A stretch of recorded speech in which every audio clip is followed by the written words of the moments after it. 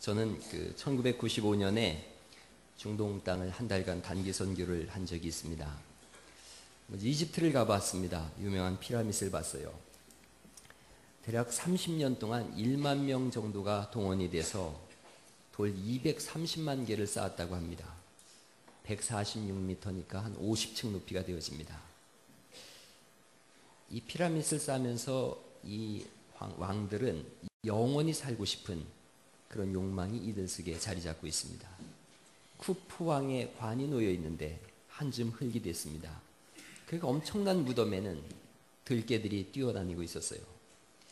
엄청난 무덤이 사람을 다시 살릴 수 없습니다. 이스라엘을 가봤습니다. 예수님의 무덤이라고 하는 것을 봤어요. 너무나 초라했습니다. 굴이 하나 있을 뿐입니다. 그런데 정말 이상하고 신기한 것은 시체가 없다는 겁니다. 무덤은 본래 시체를 두는 곳입니다.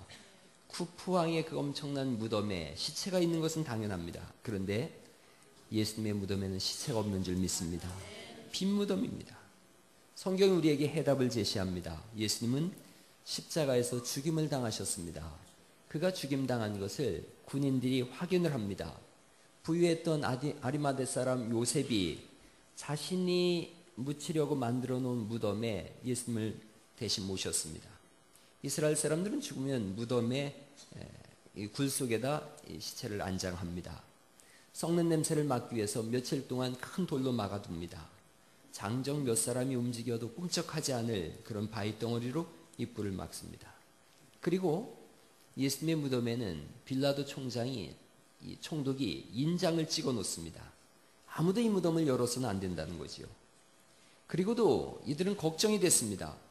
예수님께서 이 땅에 살아계실 때에 내가 3일 만에 부활하겠다고 자꾸 말씀하셨거든요. 빌라도는 믿지를 않았습니다. 그러나 예수님의 제자들이 혹시 시체를 훔쳐가면 어떡하나, 훔쳐가 놓고선 예수님이 부활했노라고 그렇게 얘기를 하면 밀란이 일어나지 않을까. 그래서 병사들을 동굴 앞에 배치를 했습니다. 성경은 우리에게 계속해서 신비로운 사건을 말씀합니다. 마태복음 28장 1절로 10절에 보시면 막달라 마리아와 다른 마리아가 예수님의 무덤을 보려고 왔어요. 그랬더니 거기에 천사가 돌을 굴러냅니다. 그리고 그 안에는 빈 무덤이었습니다. 천사가 이 마리아에게 말합니다. 예수님께서 살아나셨느니라. 너희보다 먼저 갈릴리로 가시나니. 흑암의 땅이라고도 하고 이방의 갈릴리라고도 하는 주님, 이 부활 갈릴리, 이곳으로 주님이 먼저 가십니다. 그래서 갈릴리에서 주님이 사람들을 만나십니다. 갈릴리에 오신 여러분들 주님 만날 수 있기를 간절히 바랍니다. 주님께서 이 마리아를 보시고서 말씀하세요. 평안하냐 이렇게 말씀하십니다. 이 평안하냐 이 뜻은 원래는 기뻐하라 이런 뜻입니다. 기뻐하라. 무서워하지 말라. 내가 먼저 갈릴리에 가서 내 형제들을 만날 거다. 거기서 나를 볼 것이다. 오늘은 우리가 부활의 주님을 만나는 날인 줄 믿습니다. 여자들에게 가장 먼저 나타나셔요. 예수님 사람을 잘 아시죠? 소문내는 데는 여자들이 제일 빠른 줄 믿습니다.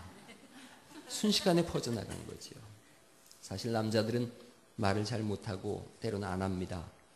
우스갯소리로 모세가 광야 40년 헤맨 이유를 길을 물어봤지 않아서 그렇다, 이런 농담들도 합니다. 마리아가 소문을 내지요. 순식간에 예루살렘 전역으로 퍼져나갔습니다. 그래서 여자들이 전도도 잘합니다. 예수님은 증언대로 다시 살아나신 줄 믿습니다. 무덤을 막았던 돌들이 굴러가듯이 여러분 가슴에 답답한 돌들이 굴러갈 수 있기를 간절히 바랍니다. 사망의 굴이 우리를 막고 있을 때가 있습니다. 그러나 모든 돌들은 예수의 부활 앞에서 굴러가야 될 줄 믿습니다. 무덤 안에는 죽음의 냄새만이 가득하지만 그러나 생명의 주님으로 인해서 거기에는 새로운 소망이 생겨나는 줄 믿습니다. 마태복음, 마가복음, 누가복음, 요한복음 모든 복음서에 예수님께서 부활하셨음을 성경이 말씀하고 있고, 예수님은 부활하셔서 40일 동안 10번 이상을 사람들을 만나 주십니다. 오늘 우리가 읽은 고린도전서 15장 3절 말씀을 다시 한번 보시겠습니까? 3절 말씀을 다시 한번 큰 소리로 읽어보시겠습니다. 고린도전서 15장 3절 같이 읽습니다. 시작.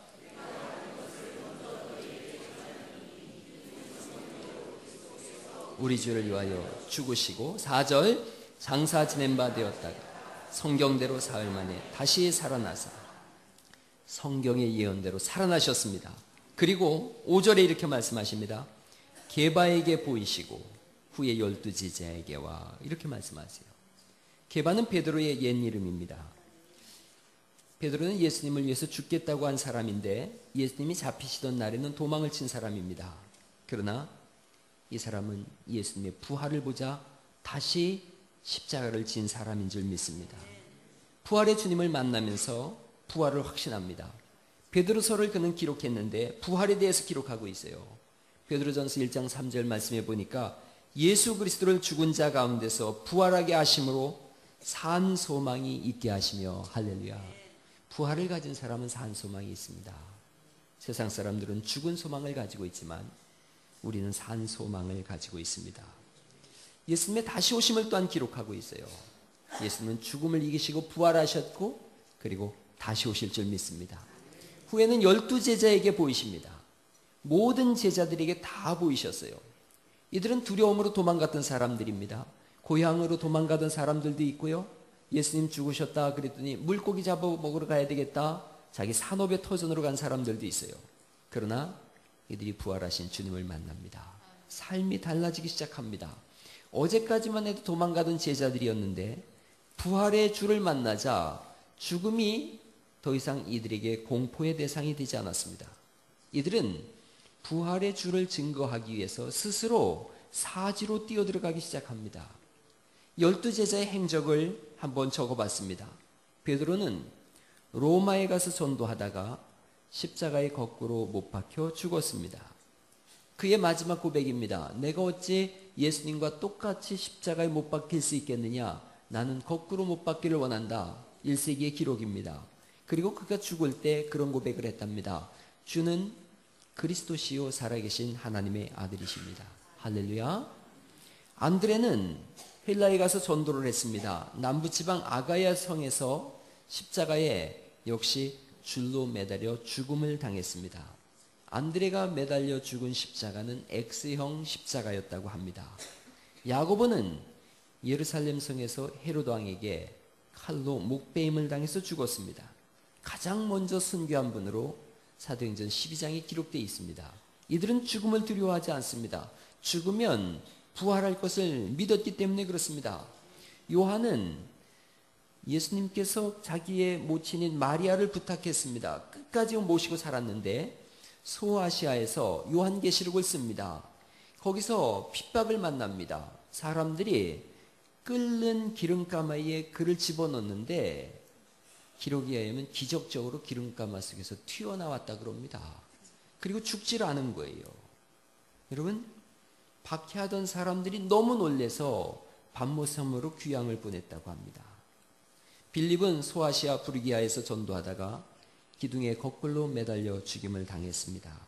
바돌로메가 있습니다. 나다나엘이라고 하는 사람인데 이 사람은 아르메니아에서 전도하다가 역시 거꾸로 십자가에 매달려 죽임을 당합니다.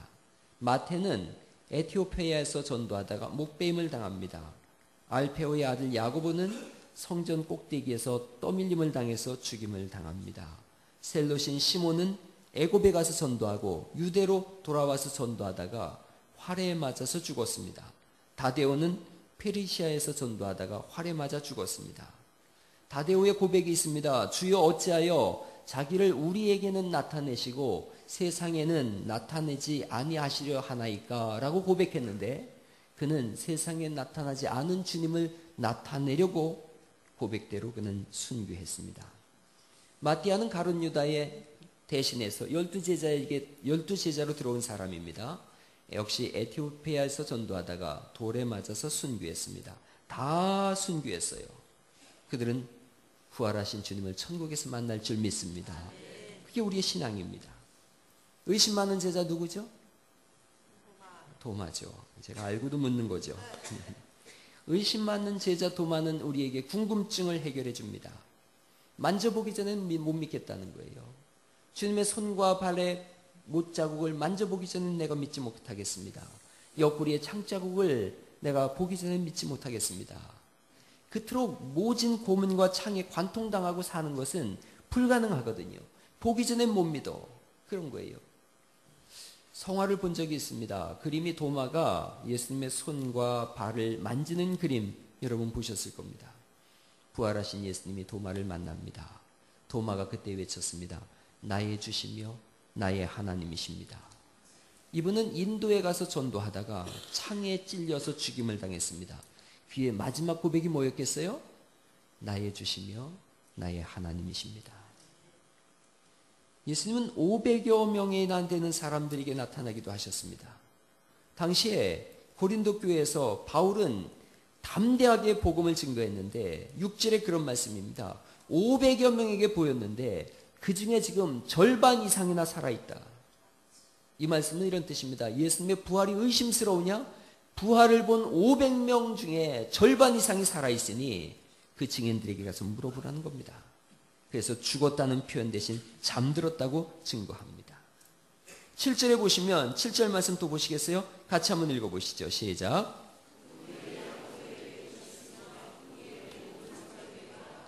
야고보에게 보이십니다. 야고보는 예수님의 육신의 동생입니다.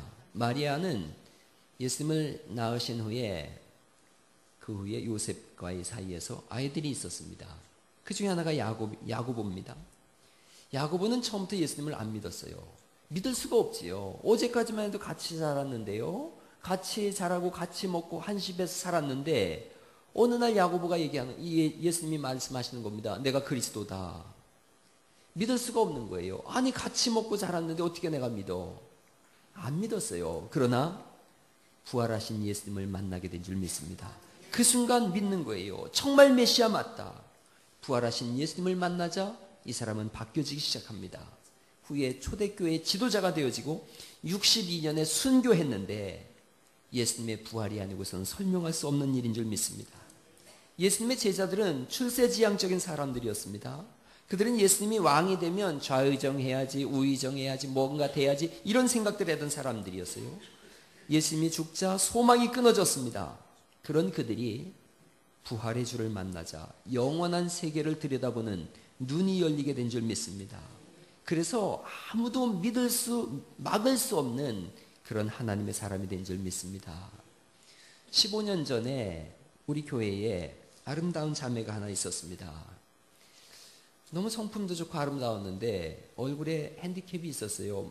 큰 점이 하나 있었습니다. 그렇지만 얼마나 마음이 밝고 명랑한지 몰랐어요. 신앙생활 하려고 몸부림쳤고 가난과 싸웠어요. 1년 정도 열심히 신앙생활 하다가 어느 날 안 보이는 거예요. 전화를 해도 연락이 안 되고 그래서 연결이 끊어졌습니다. 3년 뒤에 소식을 들으니까 동거를 하고 있다 그런 얘기를 들었어요. 그리고 어느 날인가 저한테 전화가 왔어요. 전화를 받아봤더니 펑펑 울어요. 동거를 하고 있는데 너무 힘들고 스트레스를 많이 받아서 암이 왔답니다. 그래서 암 수술을 이미 한 번 했어요. 그랬는데 암이 재발했다는 거예요. 어디 찾을 사람도 없다는 거예요. 집이 인천인데. 그래서 전화가 와서 아내하고 갔습니다. 아내가 가서 기도를 하는데 그렇게 아름답고 그렇게 넉넉하던 자매가 대꼬챙이처럼 말랐어요.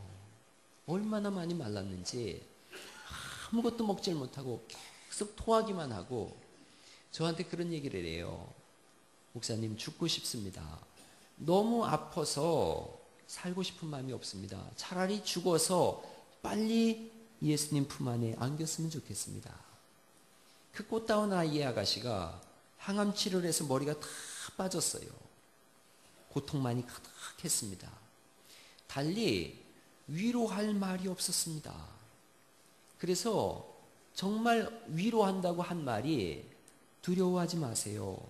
누구나 죽음을 맞이합니다. 그러나 눈을 뜨면 천국에서 눈 뜰 것인지 지옥에서 눈 뜰 것인지 그걸 지금 결정해야 합니다. 그 얘기를 했어요. 그랬더니 정말로 예수님 영접하고 싶다고. 그래서 그 바짝 마른 손을 잡고서 아내와 제가 그 아가씨 위해서 열심히 기도했어요. 예수님 영접하고요. 예수님께 자신의 영혼을 맡기겠다고 했어요. 이제 죽음도 안 두렵다고 해요. 그리고 며칠 뒤에 주님 품에 안긴 줄 믿습니다. 집이 인천이라서 우리 교회 전 가족들이 봉고차를 타고 다녀온 적이 있습니다. 꽃다운 나이에 죽었습니다. 그러나 소망이 있기에 부활로 연결될 줄 믿습니다. 이후에 저는 자신합니다. 천국에서 그 자매를 볼 것입니다. 우리가 수요일 날 정봉순 권사님 소천해서 예배를 드렸어요. 86세로 세상의 일기가 끝났습니다. 그러나 영원한 천국은 시작된 줄 믿습니다. 울면서 그러면서 또 웃으면서 보낼 수 있는 이유는 하나님 나라의 부활이 있기 때문인 줄 믿습니다. 바울의 간증이 8절에 나옵니다. 한 절 더 보죠. 8절 말씀 같이 읽겠습니다. 시작. 맨 나중에 만삭되지 못하여 난 자 같은 내게도 보이셨느니라. 바울은 마지막으로 자신을 간증합니다. 이 사람은 예수 믿는 사람 죽이려고 다니던 사람입니다. 실제로 이 사람은 스데반 집사님 죽일 때 가편 투표를 합니다. 자기가 옷을 벗어 던지고 저 사람 돌로 쳐 죽이면 내가 책임지겠다는 겁니다. 죽이라는 겁니다. 예수 믿는 사람 죽이겠다고 눈에 불을 켜고 다니던 사람인데 어느 날 다메섹 도상에서 하늘로부터 밝은 빛이 그에게 비춰집니다. 그가 묻지요. 누굽니까? 그러자 주님 말씀하십니다. 나는 내가 핍박하는 나사렛 예수다 말씀하십니다. 거기서 그는 부활하신 예수님을 만나게 된 줄 믿습니다. 그리고 부활의 증인이 되어집니다. 15장 12절 말씀부터 20절까지는 한 가지만을 위해서 이 긴 편지를 씁니다. 오직 부활입니다. 죽은 자의 부활에 대해서 12절로 20절까지 계속 말씀하십니다. 우리는 부활을 믿습니다. 19절 말씀에 이런 말씀이 있습니다. 만일 그리스도 안에서 우리의 바라는 것이 다만 이생뿐이면 모든 사람 가운데서 우리가 더욱 불쌍한 자리라 말씀하십니다. 부활이 없다면 그리스도인들이 가장 불쌍하다는 겁니다.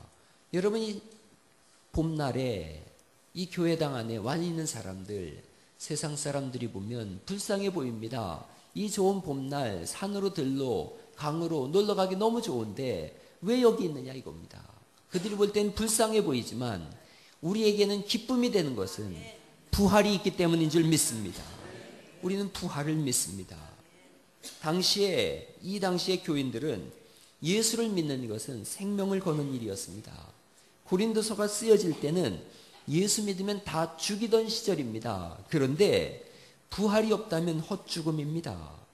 당시 예수 믿는 사람들은 순교자였습니다. 증인이라는 말과 순교라는 말은 같은 말입니다. 순교라는 말이 마태입니다. 마태. 증인이라는 말에서 나왔습니다. 죽음으로써 예수님의 부활을 증거한 줄 믿습니다. 부활을 믿었기에 죽음도 두렵지 않았습니다. 초대교회 이 당시에 부활절이 가까워질 무렵입니다. 한 어머니와 그의 아들이 그리스도인들이 모여있는 지하 모임에서 예배를 드렸습니다. 그리고 그곳에서 체포되었습니다. 이들은 분명히 죽음의 장소로 가는 것이 분명합니다. 그리고 조금 뒤에 원형 경기장에서 사자들을 풀어놓고 예수 믿었다는 제목 하나로 사람들을 그곳으로 던져놓기 시작했습니다. 아들이 엄마 품 안에서 벌벌 떨고 울부짖는 겁니다. 엄마 무서워요. 너무나 무서워요. 어머니가 소리쳤습니다. 얘야, 부활하신 우리 주님을 이제 만나볼 시간이다. 눈을 꼭 감고 조금만 참아라. 그러면 눈앞이 곧 밝아질 거야. 할렐루야. 그게 우리의 부활입니다. 사람은 죽음 이후에는 아무것도 없을 거라고 막연히 생각합니다. 그러나 하나님은 죽음 이후에 영원한 세계가 있다고 우리에게 말씀하시는 줄 믿습니다. 그 영원한 세계는 두 개의 세계로 구별되어집니다. 하나님이 계신 천국과 마귀와 그 추종자들을 가다 놓는 지옥으로 구별되는 것입니다. 지옥에 떨어지는 자들은 영원한 고통의 시작입니다. 천국에 들어가는 분들은 영원한 행복의 시작인 줄 믿습니다. 그 갈림길에 부활하신 주님이 계신 줄 믿습니다. 주 예수님이 나를 위해 죽으시고 다시 살아나셨음을 믿을 때 하나님 나라가 우리 앞에 밝히 보이는 줄 믿습니다. 마지막으로 이런 말씀을 하나 드리려고 합니다. 제프 테일러라는 분이 쓴 기적이라고 하는 책을 읽어봤습니다. 1981년에 첸이라고 하는 중국의 목사님이 100만 권의 이상의 성경책을 중국의 빈민 지역에 배포하기 시작했습니다. 성경을 배포했다는 이유로 이분이 체포돼서 북경으로 압수되어집니다. 압송되어져서 4명의 취조관들이 그들을 취조하면서 동료들이 누구냐, 혼자서 100만 권을 배포할 수 없으니 누구와 함께 했느냐고 고문을 시작합니다. 끝없는 고문에도 첸 목사님이 대답하길 거부하고 눈을 감고 계속 기도합니다. 첸 목사님은 연세가 많으셔서 약했지만 죽음을 두려워하지 않았습니다. 격분한 수사관들이 목사님을 앞마당으로 끌고 갔습니다. 그리고 높다란 나무에다 줄을 맨 다음에 목을 걸었습니다. 그리고 조그마한 상자 위에 이분을 올렸습니다. 1m 20cm 정도 되는 높은 상자지만 아주 좁은 상자 위에 세워놓고서 거의 이런 우리 성가대 지휘석만한 저런 위에다 세우는 겁니다. 굵은 나무에다가 목을 매놨습니다. 그들이 외칩니다. 우리는 네 놈을 포기했다.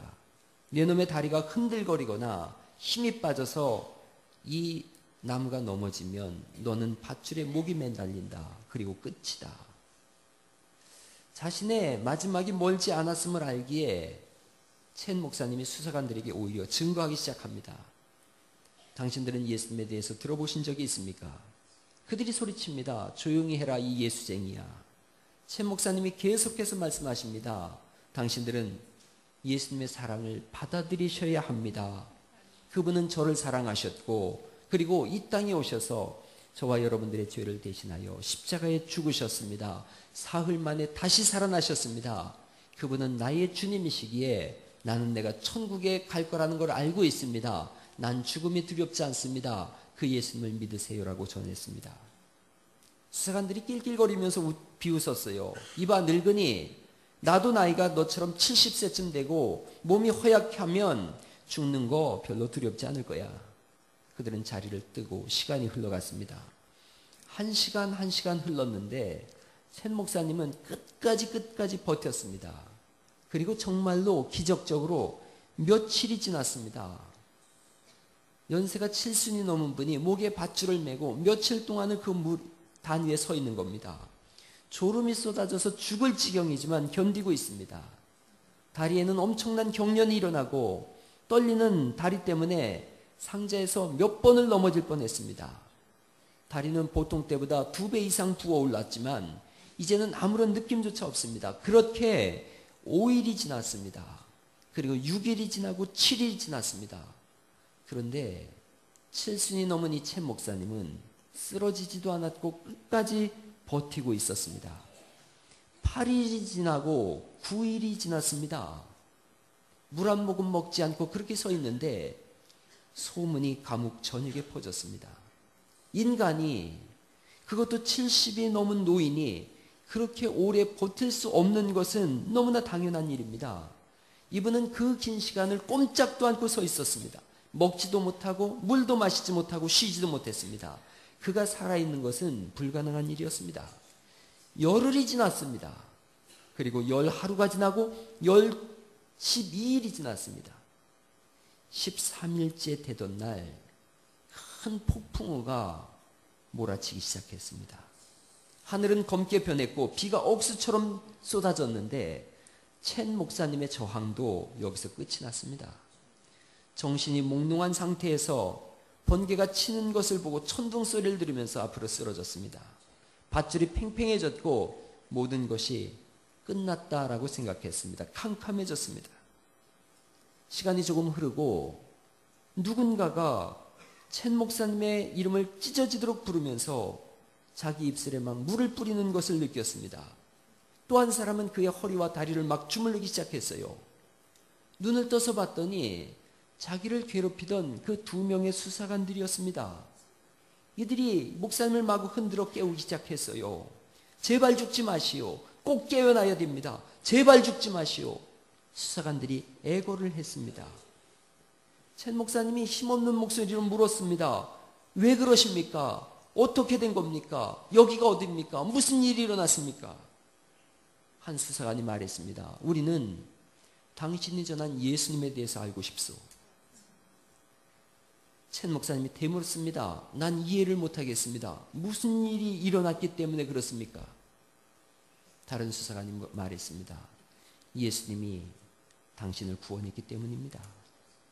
어떻게요?